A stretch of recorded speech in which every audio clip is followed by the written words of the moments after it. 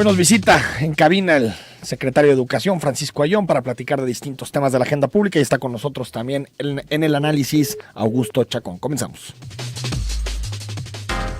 A partir de este momento, estamos cara a cara con la política y sus protagonistas. Cara a cara con los temas sociales y económicos. Cara a cara con la agenda de Jalisco. En esta mesa caben todas las ideas.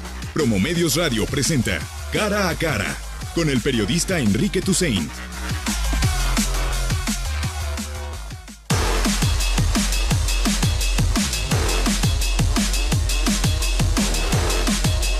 De la mañana con 5 minutos, 33 18 80 76 41, el WhatsApp en cabina si quiere participar con nosotros. Augusto Chacón, muy buenos días. ¿Cómo estás, Enrique? Buenos días, qué gusto estar aquí. Buenos días a todas, a todos. Oye, pues hoy es el día clave para elegir al próximo ombudsman, que por cierto ya después de mucha gente que me ha escrito para decir que ombudsman no era el término correcto cuando hablas de lenguaje de género, ya después de todo un análisis filológico que nos aventamos para encontrar de dónde viene la palabra de ombudsman, viene del sueco y no tiene género. En la relación a man en sueco es uno. No tiene que ver con uno o una, sino uno en general como figura. Entonces, bueno, ahí está, ombudsman es correcto tanto para hombres como para mujeres. Día clave, Augusto. Se está imponiendo ombudsperson. Ombudsperson, ¿no? Que también me parece espantosa la palabra, por cierto. Sí. Día clave, sí, para elegir a quien regirá en la Comisión Estatal de Derechos Humanos, pero también día clave para conocer el talante del Congreso, para definir estos asuntos que son especialmente sensibles para los movimientos ciudadanos, para la gobernanza, para ese puente que está más o menos tendido entre la toma de decisiones de los gobernantes y los ciudadanos. Hay buenos perfiles. Sí, me parece que hay de todo, ¿no? El proceso estuvo bastante vigilado, no podrán decir las diputadas y los diputados que no tienen de dónde elegir, y de hecho hay algunos perfiles que suben la vara, es decir, no podemos aceptar, por ejemplo, que fuera alguien con un perfil menor a lo que nos puede proveer Guadalupe Ramos, con experiencia, reconocimiento, prestigio, etcétera. Es decir, y otros, ¿no? Hay otros, varios perfiles pero la pongo interesantes, como ejemplo para decir, no puede ser un perfil político, no puede ser alguien partidista, diría, ¿no? Más que un perfil político, ¿no te parece? O partidista, sí. Digo, porque creo que Guadalupe hace política. Claro, bueno, todos a final de cuentas. ¿No? Todos a final de cuentas, sí, relacionada con alguna partido político. Con un partido político, y creo que hay de dónde elegir. No. Yo lo que no veo es que los más mediáticos, entre ellos Guadalupe, logren los 26 votos necesarios, porque hay que recordar que necesitas tener al PRI y a MC adentro, a los dos, porque los dos tienen posibilidad de veto en este tipo de votaciones, que se exige mayoría calificada. Yo no veo que ellos tengan posibilidad. Me parece que por cómo se están generando los acuerdos, tal vez viene alguien con menos reconocimiento, que no quiere decir que tenga menos perfil, pero menos reconocimiento público, ¿no? De acuerdo. Me parece que si el perfil es adecuado, no importaría que no tuviera ese reconocimiento. Por lo pronto, lo que se me hace peligroso es que llegáramos a un interinato. Que un impasse nos llevara a la solución de siempre y que nos declararan desierto y que hubiera un interino y ya sabemos lo que sucede normalmente. Así que sí, vamos, hay buena expectativa respecto a esta votación, pero también respecto a lo que votará el Congreso. Sí. Creo que ahí se define no solo quién presidirá la comisión, sino, insisto, este talante del Congreso para estar atento a lo que en verdad puede hacer cambiar el Estado de Derecho en el Estado. Hoy creo que hay que esperar muchas rondas de votación, o sea que no se va a definir en la primera o en la segunda, y también que los acuerdos van a ir cambiando en el transcurso del día. Entonces va a ser, creo que, un día de pocas certezas en el Congreso, y también como pasó, por ejemplo, en el sistema estatal, o como ha pasado en otros nombramientos de magistrados, que los acuerdos se van sobre todo fraguando durante el día. Hoy amanecen los diputados sin un acuerdo de un perfil determinado. Sí. A las 12 está, ¿no?, llamada la votación, y hasta muy poco antes podrá quien esté muy cerca de los quehaceres del Congreso saber por dónde va la intención. Por lo demás, el resto de los ciudadanos y ciudadanas tendremos que esperar justamente a cuando emitan su voto. Francisco Ayllón, secretario de Educación, muy buenos días. Gracias por acompañarnos hoy en Cara a Cara. ¿Qué tal, Enrique? ¿Qué tal? ¿Cómo estás, Augusto?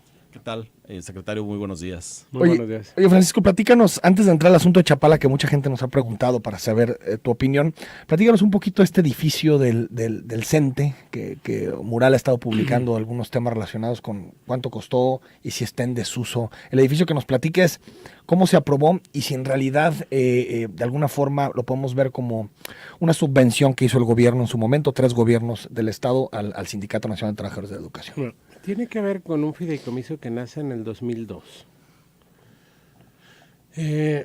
Cuando nosotros llegamos al gobierno del Estado, todavía no existía la reforma educativa y se generaban dobles negociaciones salariales. Es decir, había una negociación salarial en Federal, México, ¿no? Sí. y una negociación salarial local, que es parte en el aspecto económico fundamental para los estados, porque los estados al final de cuentas pagaban el tema específico de los aumentos salariales, y había estados, te voy a poner el caso de Oaxaca, donde en las negociaciones salariales de Oaxaca se llega a tener 180 días de aguinaldo. En negociaciones. Del estado de Oaxaca con sus profesores. Con los profesores. Entonces, en ese tipo de situaciones y negociaciones, cuando nosotros llegamos al gobierno estatal, se pone en la mesa por parte del Sindicato Nacional de Trabajadores de la Educación un tema que en lo personal creo que tiene mucha situación de beneficio, que tiene que ver con una casa de día para que puedan estar los maestros jubilados, tanto de la sección 16 y 47. Ya estaba el fideicomiso creado, ya tenía aproximadamente, llevaba un gasto de 76 millones de pesos y estaba como un elefante blanco, que estaba sin terminar. O sea, cuando tú llegaste como secretario de Educación. Nosotros llegamos al gobierno estatal. Entonces, en la primera negociación salarial que se genera, tenemos la negociación en la parte contractual con el CENTE de nosotros poder culminar los edificios dentro de este mismo fideicomiso. Entonces se da en este punto de la negociación salarial, la parte que las dos secciones sindicales ponen en la mesa es la culminación de estos edificios en concreto. Por cuestiones presupuestales se empiezan a dar pagos diferidos, unos en el 2014, otros en el 2015 y el último en el 2016. Lo que nosotros estamos visualizando, ayer platicaba con los secretarios generales del CENTE, es ver cómo se puede generar el que se puedan echar a andar estos edificios, el que puedan funcionar para lo que fueron creados, que tiene que ver con un reconocimiento al trabajo de los docentes jubilados y que los docentes jubilados puedan tener una situación de un punto de reunión, que fue una de las peticiones centrales del CENTE. Entonces nosotros teníamos, Enrique Augusto, dos situaciones. La primera era no participar, no entrar y dejar un edificio que al final de cuentas, en eso quiero ser bien concreto, el edificio pertenece al gobierno estatal, el terreno pertenece al gobierno estatal y está comodatado. Ah, mira. Ese comodato viene del 2002, no es un comodato que se haya creado en este gobierno. Y entonces estabas ante la disyuntiva de decir... Que hay 70 y tantos millones gastados. 70 y tantos millones de pesos. Lo dejamos a la mitad o lo completamos, es del gobierno del Estado y que lo terminen gestionando en este momento los pensionados. Que terminen los jubilados. Utilizando los pensionados. Entonces, la decisión en ese sentido fue decir, tenemos que concluir la situación del edificio. Ayer estaba platicando con el secretario de la sección 47 y lo que revisábamos era poder checar cómo echábamos a andar la situación del edificio. Tiene dos temas en concreto que tiene que ver con una situación de luz eléctrica y de agua potable para poder generar la habitabilidad y una serie de cuestiones que son trámites que el que tiene el comodato tiene que haber continuado con los mismos. Entonces, lo que nosotros visualizamos es que este edificio, que tiene una inversión importante del Estado para uno de los gremios que más trabajadores tienen en el Estado, se pueda generar y que se pueda culminar para que pueda ser utilizado para los fines que fue creado.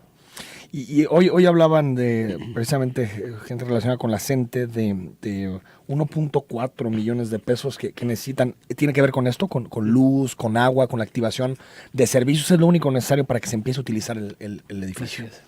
9 de la mañana con 14 minutos. Vamos a ir al corte. Estamos con Francisco Ayllón, secretario de Educación. Al regreso seguimos comentando algunos de los temas. Nos acompaña también Augusto Chacón, director ejecutivo de Jalisco. ¿Cómo vamos?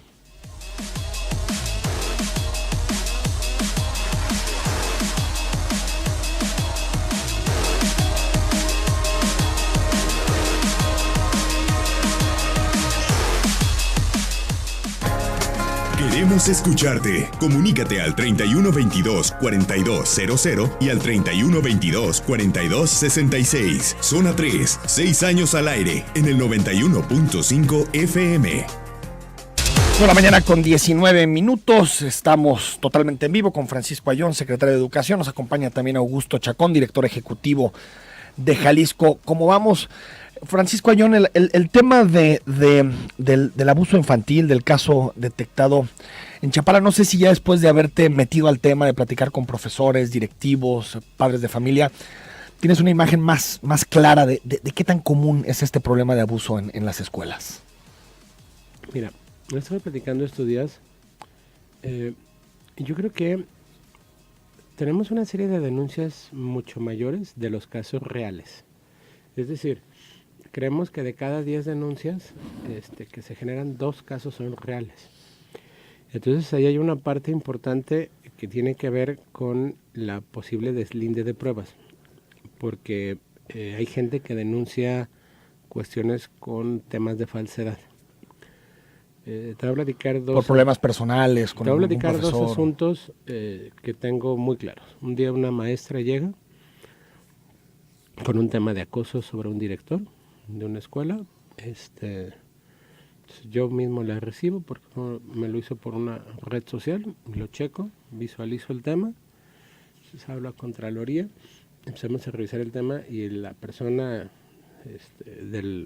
la denunciada se presenta conmigo y me dice, oye, a ver, yo no genero ninguna situación de acoso. Para que exista acoso tiene que haber una falta de voluntad de las partes. Estos son los mensajes y estas son las fotografías, los temas, las situaciones de mi relación con la maestra. Con la maestra. Entonces era un tema personal de 2 adultos que los senté en la mesa y les dije, oigan, a ver, creo que es un problema entre ustedes dos, ustedes resuelvan su tema porque la Secretaría no está metida en este tema. Entonces, al final las 2 partes reconocen y las 2 partes platican, llegan a una situación de un tema porque tenían una relación anterior, o sea, tenían una relación que devino en problemática y eso... Que devino en una relación problemática. Pero en el asunto de niños, secretario, ahí es más difícil que exista, en realidad es imposible que exista consentimiento, ¿no? No, el tema es que a veces existe falsedad.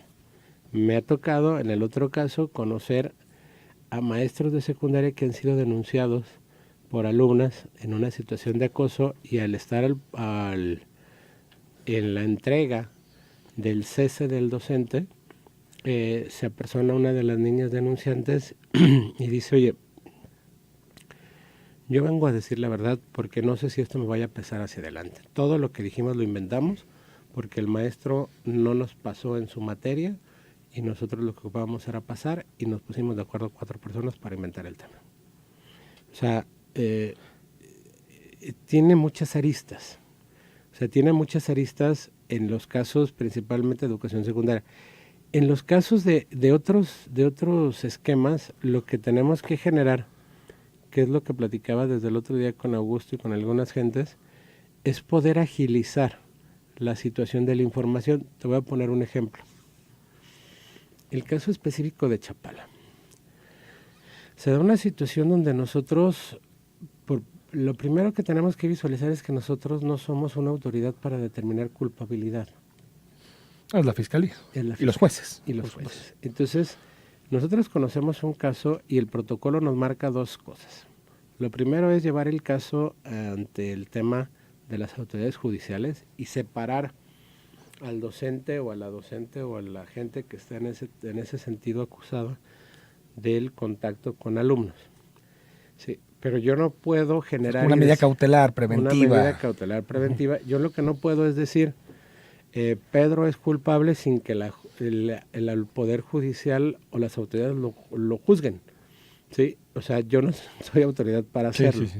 Entonces nosotros lo que generamos es ver el conocimiento que se tenga del caso por parte de las autoridades y coadyuvar en el tema de la propia fiscalía, que es lo que hemos generado y hemos hecho de una manera, creo que... Aportar pruebas, que haya declaraciones. Nosotros en los últimos casos que hemos tenido, incluso la propia Comisión de Derechos Humanos que hoy comentaban acerca de su titular próximo el día de hoy,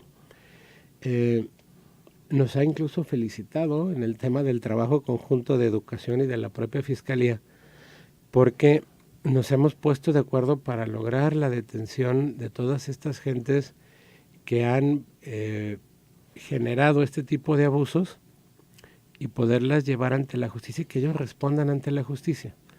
Es un tema delicado, sí.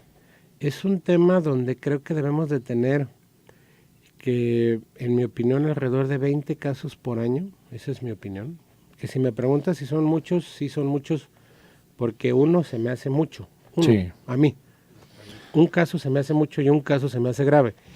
Si me preguntas sobre la totalidad de 13,000 escuelas, de 50,000 salones, de 60,000 maestros, no me parece... Y dices que sobre todo en secundaria, donde detectan los focos rojos en estos casos. No es sobre todo en secundaria, sino hay problemáticas diferentes entre preescolar, primaria y secundaria. El problema en secundaria tiene más que ver con situaciones de acoso, ¿sí? Pero también tiene que ver mucho con la situación de las propias alumnas y alumnos en cuanto a la desintegración de la familia, cosa que no sucede en preescolar y en primaria. O sea, las problemáticas son diferentes. Lo que yo creo que tendremos que visualizar es seguir trabajando en los dos aspectos fundamentales, que es la prevención. Sí, la prevención, porque hay una parte que no hemos tocado, que no se ha tocado y que lo habíamos estado tocando nosotros en los últimos meses, que tiene que ver con la situación de los suicidios en jóvenes, que no es un caso de Jalisco, es un caso mundial donde hay un aumento importante en el tema, que tenemos una política muy clara, el fiscal y tu servidor, en el tema de educación secundaria, y poder visualizar el apoyo a los propios docentes y las sanciones a aquellos supervisores o jefes de sector o autoridades que no reporten los casos. O sea, yo puedo poner el ejemplo de Chapala. Tú puedes ser y puedes ir a generarlo con la directora y decirle a la directora o a la supervisora, dar el conocimiento del caso, y para el padre de familia o la madre de familia, en ese momento el gobierno está enterado, ¿sí? Pero la diferencia entre que esa directora o esa supervisora genera un documento oficial o genera un aviso, ya no te hablo de un documento oficial, o genera un aviso a mi área o al área de la Dirección General Jurídica o al área de Contraloría, hay un mundo de diferencia, ¿sí? Porque se empieza a mediatizar el asunto entre esas esferas burocráticas, y lo que tendremos que buscar es, qué es lo que estamos generando, es un contacto directo de los padres de familia, tanto con la atención del propio fiscal como la de tu servidor, para poder conocer nosotros los temas y que no se burocratice en el esquema de tener 60,000 maestros, claro, 13,000 escuelas y más de 1,000 supervisores. Augusto Chacón. Este caso de Chapala, bueno, es una llamada de atención, por supuesto, para las autoridades educativas, pero también para la participación de las jaliscienses y los jaliscienses en los asuntos comunes. En nuestro estudio tradicionalmente aparece, en el 2016 no fue la excepción, que no participamos en casi nada como ciudadanos y solo hasta 3% en las juntas de padres de familia de nuestros hijos. Como dice el secretario, el recorrido burocrático de una denuncia o de una simple queja para llegar de un kinder o de un preescolar rural a la Secretaría de Educación, pues pueden pasar meses. El asunto es cómo están los padres y las madres detectando lo que sucede con los hijos en el plantel escolar. La educación tiene en el imaginario de todos nosotros en Latinoamérica, en toda Latinoamérica, un papel muy importante. En Sí. la educación fincamos la posibilidad de Desarrollo, rendir el la progreso, desigualdad, de el ascenso social, etcétera, etcétera. Sin embargo, nos parece, y lo dicen las cifras, que la educación desde los padres de familia, desde nosotros padres de familia, se trata de ir a la escuela, que alguien abra la puerta y dejar a nuestros hijos y luego regresar por ellos. Y es mucho más que eso. Cuando un niño es abusado, y aquí fue notable la pronta reacción de una madre, en el caso de Sí. Chapala, eso es lo que necesitamos, que los padres estén cerca de sus hijos y vean cualquier cambio para intervenir, pero que además conozcan con la mirada a los ojos quiénes son sus profesores, quién está al frente de un plantel escolar, y eso sin duda cambia la relación de poder que se puede dar o las inercias que se dan en una escuela. Quizá un director o una directora muy buena ya no ve cosas o vicios, por muy simples que sean, entre su personal simplemente por la convivencia diaria. La mirada externa de los padres justamente ayuda a equilibrar eso que está sucediendo ahí, y es un llamado para que en efecto nos involucremos en el plantel escolar, que a final de cuentas también irradia esta manera de ir haciendo ciudadanía y de ir haciéndonos corresponsables de lo que construimos en comunidad. Secretario, ¿sabemos cuántas sentencias hay contra profesores que han hecho o han cometido abusos o acosos? ¿Hay sentencias o ni siquiera hay una en estos temas? No, sí hay sentencias, claro. A ver, hay un tema que es fundamental, y lo digo y lo he dicho y lo he repetido. En este gobierno lo que hemos hecho es afrontar el tema de frente. Es decir, anteriormente lo que se hacía era, tenían una denuncia de un maestro y lo que buscaban era cámbienlo de escuela, y con eso desaparece el problema. Nosotros no hemos hecho ninguno de estos temas. Si hay sentencias, tenemos gente que está enfrentando procesos legales, debemos de tener alrededor de 14 personas Mira, es que un buen están dato. enfrentando procesos legales, y lo que tendremos que mejorar es ver el asunto desde un aspecto integral. O sea, lo que menciona Augusto también es muy cierto.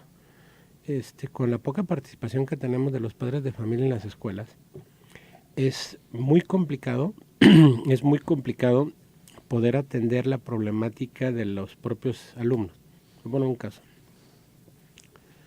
Hay un caso de una muchacha que mucha gente vio el video, donde una muchacha se lanza de un segundo piso de una secundaria. ¿Cómo no? Lo que refiere a la muchacha son 3 temas fundamentales. 1, una desintegración familiar importante. 2, no existir para su familia, una falta de comunicación. Y la tercera parte es que nosotros citamos a la madre de familia antes de que esto sucediera, que por fortuna no acabó en una desgracia mayor, más de 10 ocasiones. Para decirle, tu hija tiene... Tu hija tiene un problema, tu hija tiene un problema, tu hija tiene un problema. Platicamos y pudimos tratar y generar un trabajo con la hija. El tema es que cuando tienes un tema de desintegración y una tendencia a ese tipo de actitudes y de actividades, si no tratas integralmente a la familia, pues prácticamente tienes una solución parcial del problema. Porque tú puedes platicar, y la gente de psicopedagogía puede platicar con la niña y generar la situación con la propia niña, pero al final del día la niña convive con su familia 16 horas al día, 14 horas al día, y si no está la otra parte, tenemos el mismo problema. Entonces, creo que es un aspecto global que tiene que ver principalmente con capacitación a docentes, que tiene que ver con la participación de padres de familia, y que tiene que ver con los temas de respuesta rápida de las propias autoridades. Creo que esos serían los 3 temas fundamentales. Vamos al corte 33 18 80 76 41.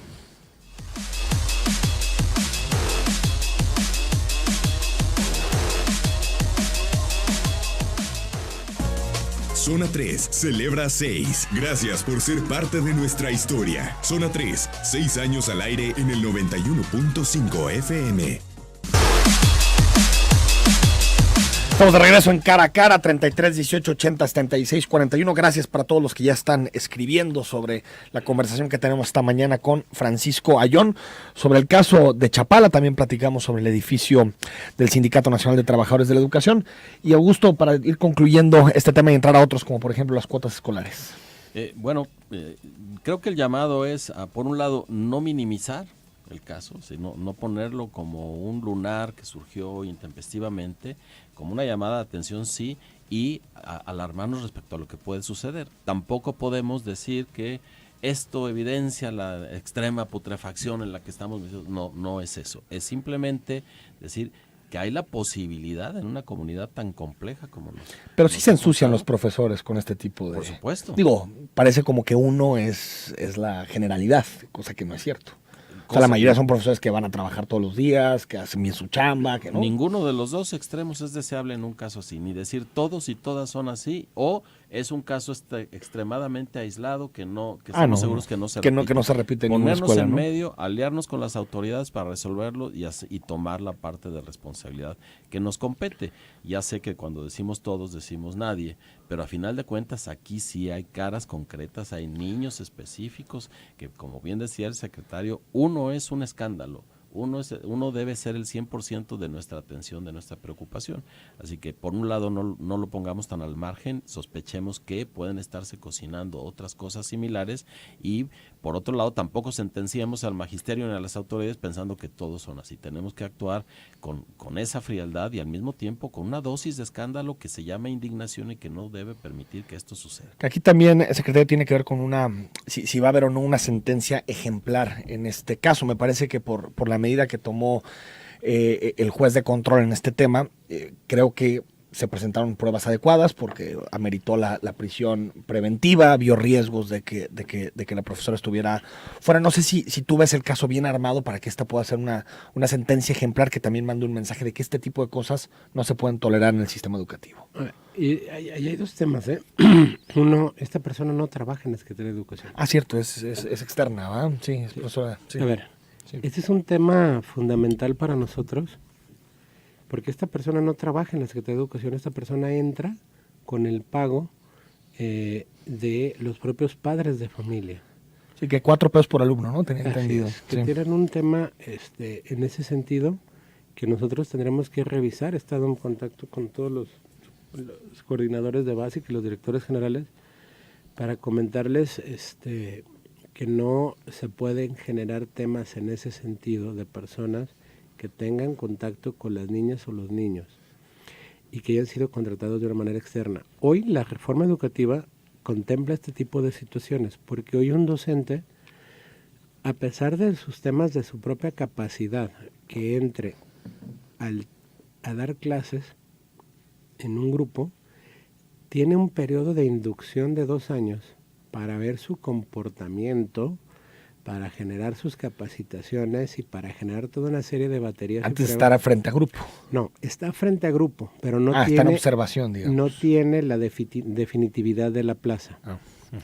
Entonces, la definitividad de la plaza la genera a través de 2 años donde ellos están frente a los propios alumnos para poder visualizar si se tienen problemas en algún sentido de comportamiento, de capacidad, de manejo con los propios alumnos o el manejo en las propias escuelas.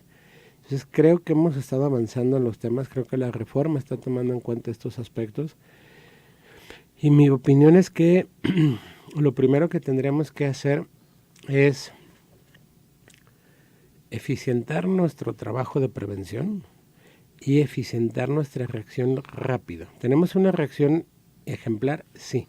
Lo que tendremos que hacer hoy es que nuestra reacción, aparte de ser ejemplar, sea rápida. Creo que ese es un aspecto fundamental. ¿Qué tan común, Francisco Ayón, es que se contraten este tipo de profesores externos a través de acuerdos en que cada uno de los padres paga, porque de alguna forma pues asumen el costo de pagar a ese profesor? ¿Qué tan común es en las escuelas? Mira, debe de generarse, no es una situación es un tema tan común, antes lo era más, porque estaba total y absolutamente permitido. Nosotros hemos ido cerrando esas puertas y principalmente se daba en 2 aspectos. Un aspecto eran maestros de computación, que para empezar la propia tecnología ha derrotado a la tecnología y hoy más que una computadora lo que usa la gente es un teléfono, más que el manejo de una máquina, y el estarle cerrando la puerta a estos esquemas. Yo creo que tendremos que ir mejorando en todos y cada uno de estos aspectos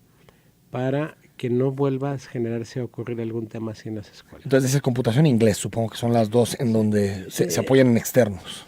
Principalmente, anteriormente computación, hoy principalmente inglés. Tendremos que corregir ese tema y está ya planteado en la propia reforma para que ya los docentes que salgan de las escuelas normales estén certificados, se puedan dar clases bilingües. Hay todo un esquema en el Programa Nacional de Inglés que lanzó el propio secretario Nuño y del cual Jalisco es el estado más avanzado, ya con generaciones de normalistas que manejan las dos lenguas, ¿no? que son bilingües.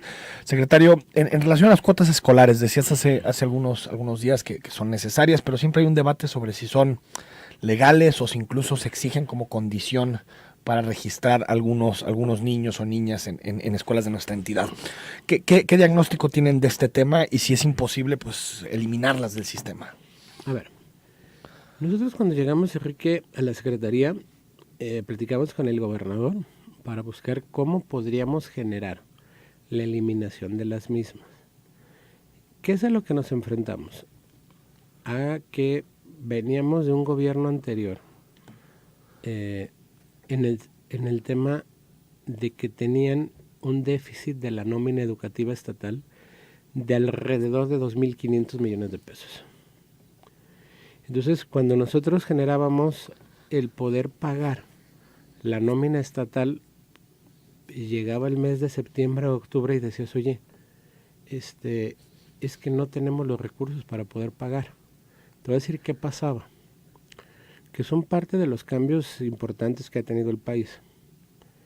Anteriormente toda la nómina educativa se llevaba a cabo a través del FAEP y los ahorros del FAEP los estados se quedaban con ellos y los podían usar en pagar su nómina educativa. Entonces el gobernador anterior y las administraciones anteriores lo que hacían era generar ahorros en la nómina federal. No mandaban a algunos maestros, no mandaban algunas situaciones y generaban ahorros de 2.000, 2.200, 2.300 millones de pesos y con eso subsidiaban el capítulo 1000 de la nómina estatal. ¿Qué nos pasó a nosotros? Cuando llegamos, el gobierno federal decide que lo que ellos pagan es la nómina federal y crean el FONE, ¿sí? Que es el Fondo de Operación de la Nómina Educativa. Este fondo ya no radica en los estados, es parte de los estados, pero radica en el gobierno federal. Entonces, lo que nosotros hacemos es mandar la nómina federal y la federación le deposita a quien nosotros le ordenamos, pero no se pueden generar economías y las economías que se puedan generar no pertenecen a los estados. Entonces, cuando nosotros teníamos planteado el poder determinar cada determinado año, decir, metemos esto en autogestión educativa, metemos este dinero, para poder armar bolsas que dijeran, cada escuela tendrá en preescolar 100 pesos o 150 o 200 pesos para cada niño y los maneja el Estado, ya no lo pudimos lograr. Porque lo primero que tenemos que hacer, y más hoy con la Ley de Disciplina Financiera, es el poder invertir y generar recursos extraordinarios año con año para que no se tuviera un déficit de la nómina educativa estatal al final del gobierno. O sea, nosotros hemos ingresado a las arcas de la Secretaría Estatal alrededor en los 5 años, 4 años y medio del gobernador Aristóteles Sandoval, alrededor de un crecimiento de los recursos de la nómina estatal de 2.100, 2.200 millones de pesos. ¿Más allá del déficit o sigue habiendo déficit? No, para poder cubrir el déficit. Hoy estamos prácticamente entre 50, 100, 150 millones de pesos de déficit que tendremos que solucionar nosotros. Y dices que por eso las cuotas siguen siendo... Y entonces no tuvimos la situación financiera para poder cubrir el mantenimiento de las escuelas. En esa parte yo vuelvo a insistir en un tema. Las cuotas no las fija la Secretaría. Yo no le digo a un padre de familia ni a un director, oiga, las cuotas son de tanto dinero. Si no hay una reunión de padres de familia, los padres de familia se reúnen y dicen, oigan, a ver, la escuela requiere apoyos en el sentido de trapeadores, papel higiénico, mil y una Pintar cosas. las canchas. lo que Mil y sea, una ¿no? cosas. Y entonces ellos determinan una cuota. ¿Cuál ha sido el problema en este sentido? Conozco escuelas donde el 98% de los padres pagan las cuotas porque ven los beneficios de ese pago, lo ven reflejado en la escuela. Como los Ahí nadie- impuestos, ¿no? Sí, Así sí, es, sí. ahí nadie tiene un problema. O sea, y te puedo invitar a la escuela. Hay una escuela que para mí es una escuela modelo importante, que tiene que ver con 2 directores, que es la escuela 38. La Emiliano Zapata, aquí cerca. Está aquí por el mercado de Bastos. ¿Mm? Donde tiene cristales irrompibles, donde tiene seguridad privada los fines de semana, donde tiene en vacaciones la escuela tiene una contratación. No ves una raya en un salón, no, o sea, es impresionante la escuela. Es una gestión transparente de las cuotas, una de las gestión aportaciones. transparente de las cuotas. Augusto, sobre las cuotas que ya tienes que ir. Pues sí, es conocido que este problema de presupuesto que tiene la Secretaría generalmente lo han resuelto los padres. Sí. Recuerdo muy bien en la campaña previa a la gubernatura, algún candidato que iba ofreciendo por las escuelas que ya no iban a tener que dar cuotas los padres de familia. ¿Qué candidato te acuerdas? Del Partido Verde. Ah, bueno. Y me lo platicó un padre de familia de ahí, pues nos levantamos y dijimos, oiga, no, si no aportamos se nos cae la escuela. Entonces, juega ese rol de la transparencia. Las cuotas pueden ser importantes, no son deseables. Ojalá, me parece que somos un estado que genera suficiente riqueza como para que eso ya no tenga que suceder. La gratuidad en la educación llegar hasta ese extremo, pero de entrada, bueno, es una manera en que los padres se apropian de lo que está sucediendo ahí. Acabo de dar una plática, por ejemplo, en la prepa 14, donde también la prepa está impecable y los alumnos se preocupan, los baños están muy bien y es una preocupación de alumnos, pero también de padres y por supuesto de los maestros. Y esto genera una comunidad que se parece y es una aspiración de los jóvenes a lo que se ve en la televisión, a lo que se ve en las películas y me parece que esa motivación está incendiendo. Lo malo es cuando le niegan la inscripción a un alumno porque no da una cuota, que no se presenta tanto. En 2014 nosotros lo preguntamos en la encuesta y no daba una cifra escandalosa la gente que nos dijo, sí, a mí me piden cuota, no, ni siquiera es destacable, pero cuando surge una nota al respecto sí debemos alarmarnos porque eso genera todavía y es violar el más derecho a la desigualdad, educación. por supuesto. ¿No? Vamos al corte, regresamos 5 minutos más con Francisco Ayón y sus preguntas.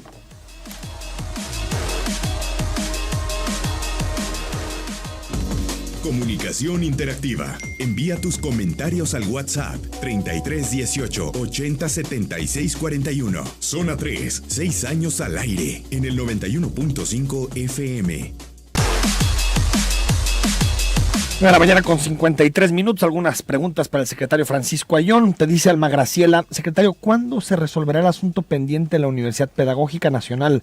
Tenemos 10 años que no hemos sido recategorizados, somos 32 maestros. Mira, ese es un asunto que hoy lo retomo, está la gente de administración. Es un asunto con el cual yo he ido personalmente a la Secretaría de Educación Pública. Nosotros intentamos resolverlo de una forma de cancelación-creación. Tiene que ver con un derecho de los maestros a poderse recategorizar. ¿Sí? Es decir, tú entras como un maestro de categoría A, cuando estudias una maestría, un doctorado honesto, pasas a B, C, a B, claro. a C. Pero es un tema que tiene más de 10 años, tiene razón, y yo espero que en los próximos 2 meses les tengamos una respuesta de solución, porque lo que no nos permitió la SEP nacional fue cruzar presupuestos, es decir, para nosotros era más simple generar la cancelación de algunas plazas de básica para poder cubrir lo que tenemos en UPN, y la Secretaría de Hacienda no nos permitió hacer cruces entre diferentes niveles subsistemas salariales. Entonces, tenemos una mesa, voy mismo, lo checo ahorita saliendo para poderle dar una respuesta que creo que la podremos hacer en 2 meses. Ismael, del caso de abuso en Chapala, la denuncia se hizo desde el mes de abril. ¿Por qué hasta ahora lo sacaron a la luz? A ver, ese es un tema donde estamos generando la revisión por parte de Contraloría, porque los avisos y las denuncias y todos los temas se dan primero en las propias escuelas, supervisiones, jefaturas de sector, y estamos revisando la responsabilidad de todos y cada uno. En la cadena para que la información llegue Alberto Reyes, somos una asociación de policías investigadores pensionados. Pedimos una cita con el secretario, pero aún no nos dan fecha. Bueno, aquí te paso el mensaje tienen el de teléfono, Alberto. yo el lunes lo recibo con Escríbanos también con el mensaje. Dice también Adrián González, buen día Enrique, hay un caso de acoso sexual de un director sobre una maestra. Llegó a manos del maestro Ayón. Solo se cambió a la maestra a otra escuela y jurídico de la SEP. Protegió al director Nenesio Bacab, algo así entiendo por lo que escribieron, que es corrupto, ya son 2 años y sigue el director en la secundaria 44 Ramón Reyes Ochoa. Es un tema que todavía estoy yo revisando, es un tema que está todavía abierto con jurídico, lo conozco, el caso, y está en una revisión de Contraloría. 5904, en mi opinión creo que las cuotas son buenas y con gusto lo hago porque en los colegios te cobran por mes y nadie se queja, pero tienen sus aulas muy equipadas y planteles muy bonitos. 9709, los políticos siempre mienten, dicen que ya no habrá cuotas en las escuelas y cada año aumentan. 8894, ¿cuántos años lleva dentro del erario público tu invitado? Te pregunta Francisco. ¿Mande? ¿Cuánto tiempo llevas en el erario público? Mira, de maestro he estado trabajando como docente desde tengo 27 años, en las cuestiones directivas a partir del 2010. Te dicen también, buen día, ¿y qué pasa en los colegios? En el de mi hijo hay una maestra con muchas quejas y ahí sigue. Con las escuelas privadas también puede intervenir la Secretaría de Educación Jalisco. Nosotros intervenimos en las escuelas que tienen un REBOE con nosotros. Ahí hay un tema que te lo comento. La propia reforma educativa mete en una situación complicada a todos, principalmente a los colegios, porque hoy los docentes pueden hacer un examen de oposición y entran a la escuela pública, y entonces también los propios colegios tienen una menor captación de gente capacitada para poder ejercer clases, pero con todo el gusto del mundo lo revisamos. Nos dicen también 2207, ¿qué tal? Buenos días, yo pienso que Ayón es ineficiente porque no entiendo cómo puede tener 2 cargos. 9001, hola, ¿cuál es la razón que vayan a quitar el servicio de USA Air? Ahorita lo checamos. Francisco Bravo, soy padre de familia de una niña que está en la escuela Salvador Reséndiz primaria y oro de la TEC 45, y eso de que se reúnen para definir la cuota no es cierto, además no rinden cuentas. 6251 nos dice un accidente en la calle 28. 4446, ¿cómo pedir o exigir las cuotas voluntarias se invierte en las escuelas cuando dicen que solo el 30% se da de la cuota? Bueno, todas las cuotas se tienen que invertir en el plantel, o es lo que definen los padres al final. A ver, al final, Enrique, ahí hay un tema bien importante. Lo que pasa es que no todos los padres de familia generan y aportan la cuota voluntaria a la sociedad. Entonces, al final de cuentas, los padres de familia visualizan y dicen, es que tenemos 1,000 alumnos y si tienes 500 pesos, se juntaron 500,000 pesos. Lo que no les han generado la información es que de esos 500 o 1,000 padres, pagaron 200. Y entonces no son 500,000 pesos, al final son 100,000 y el que pagó cree que pagaron los demás. Entonces hay una serie ahí de cuestiones que tendrían que clarificar las propias escuelas con los padres de familia. Te dicen, buen día Enrique, una pregunta para el secretario de Educación, ¿por qué en la escuela Valentín Gómez Farías 416 Zapopan está una sola directora atendiendo 2 escuelas? Una sola directora atendiendo 2 escuelas, eso te dice. No lo conozco el caso, pero ahorita lo anoto. 416. 416 Valentín Gómez Farías de Zapopan. Si nos puede ser más específico con algún otro dato para pasarse al secretario. Tengo para poderlo revisar. Francisco Ayón, gracias por haber estado aquí. No, gracias a ti, Enrique. Nos vamos. Recuerden, mañana tenemos nuestro evento de aniversario en Palco. Entrevistas a Pedro Kumamoto, a Enrique Alfaro, a Jesús Casillas, a Miguel Ángel Martínez Espinosa. Va a estar interesante. Entrada libre mañana a las 6 de la tarde en Palco. Y también mañana a las 9 de la mañana nos escuchamos en Mesa de Análisis. Está con nosotros el doctor Jorge Rocha, Ricardo Salazar, Omar García, varios periodistas para analizar la coyuntura. Hasta mañana a las 9.